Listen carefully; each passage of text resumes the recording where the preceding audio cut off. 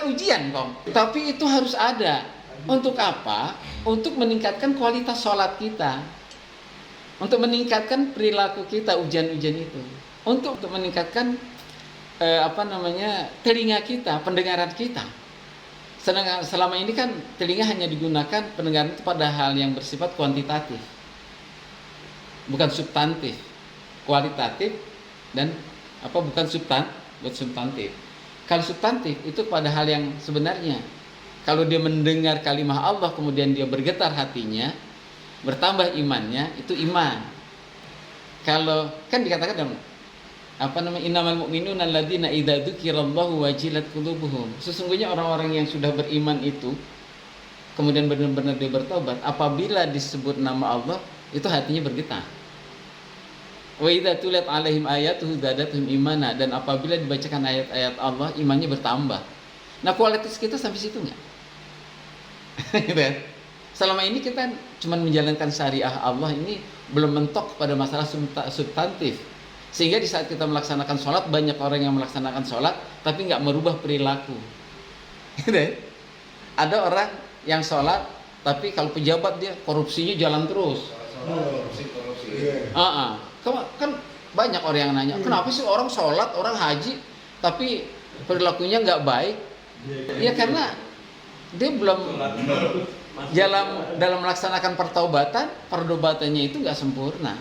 Makanya orang juga kualitasnya bertingkat-tingkat, nggak ada yang sama. Allah itu maha adil, sehingga dibuat neraka itu bertingkat-tingkat, dibuat surga juga bertingkat-tingkat. Nanti orang itu akan masuk ke dalam surga berdasarkan amalnya. Kalau amalnya baik semua, tapi baiknya yang cuma nilainya 6, ini surganya nih, nempelnya. Nah, orang berbuat durhaka kepada Allah dilihat dari tingkat kedurhakaannya. Nah, bagaimana umpamanya kalau orang itu bertobat dan tobatnya itu ya belum mencapai benar-benar tobat, diterima nggak diterima juga.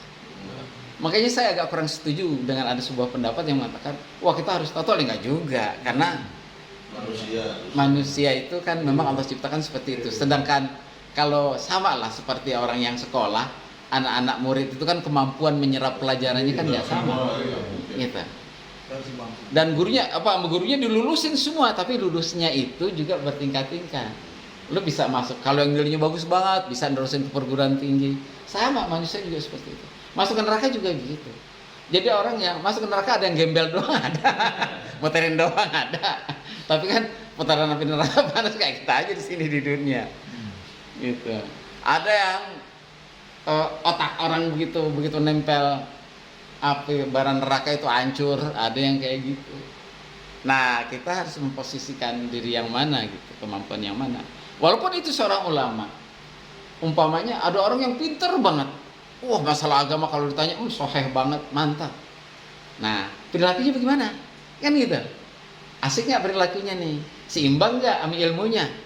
Ada yang antara ilmu dan perilaku nggak berimbang. Ilmunya bagus tapi perilakunya kotor. Dilihat juga. Nggak yang namanya seorang ulama bergaris lurus dengan ilmunya belum tentu. Ulama perilakunya juga bagus, ada. Gitu. Mana? Nabi-nabi Allah juga bertingkat-tingkat kan kemuliaannya. Dan yang paling tinggi kemuliaan di antara para nabi kan Nabi Muhammad Rasulullah SAW. Nah, kenapa pada akhir daripada kenabian, khatamun nabiin, Nabi Muhammad itu diberikan nabi yang terbaik, dianugerahkan nabi yang terbaik. Makanya kalau di dalam tafsir Ibnu Katsir kemarin disebutkan, nabi itu diberikan kepada umat manusia itu merupakan anugerah yang sangat luar biasa. Itu Nabi Muhammad nabi yang sangat luar biasa. Beda dengan nabi-nabi yang walaupun sama nabi, tapi nabi yang paling mulia di akhir para nabi itu. Karena memang Allah tuh sudah mendesain seperti itu. Nanti di akhir zaman itu manusia justru banyak yang bermuncul, manusia yang paling bobrok. Ya. Manusia yang paling bobrok, maka Allah anugerahkan tuh nabi yang paling mulia, yang paling tinggi. Gitu. Kalau nabi seperti sekelas Nabi Musa, ditinggalin gitu udah.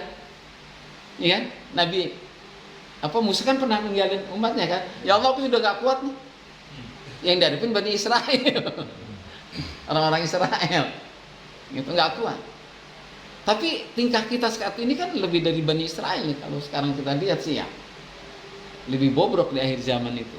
Makanya nabinya yang terbaik. Nah, Allah berikan Qur'annya, kitabnya kitab yang terbaik juga, lengkap. Gitu. Nah, adapun kisah-kisah penafsiran ini itu merupakan pembanding yang harus bisa kita jadikan pelajaran. Kan Al-Qur'an nakalan lima baina yadahu ma khalfahu mau'izatan lil muttaqin. Ya, kejadian yang pada masa itu, maksudnya pada masa kenabian-kenabian yang lalu, itu bisa dijadikan pelajaran untuk umatnya. Oh, dulu Nabi Sulaiman pernah terjadi seperti ini nih. Kenapa pernah sirna? Umatnya kayak begini, kayak kan kebobrokan umatnya juga. Kan sama. Kayak kejadian Nabi Nabi Musa dan Firaun. Kan Firaunnya bobrok. Umatnya bobrok. Firaun kan termasuk umat Nabi Musa. Nah, umat Nabi Muhammad ini panjang sampai sekarang, 1500 tahun. Ini sangat luar biasa. Ini kalau walaupun nabinya nggak ada, tapi Al-Qur'an. Makanya kalau nggak salah, kalau tidak salah gitu, kalau Aisyah itu bilang perilaku Nabi seperti apa? Apa Al-Qur'an itu seperti apa? Itu perilakunya Nabi Muhammad. Jadi iya, perilaku Nabi itu tergambar dalam Al-Qur'an.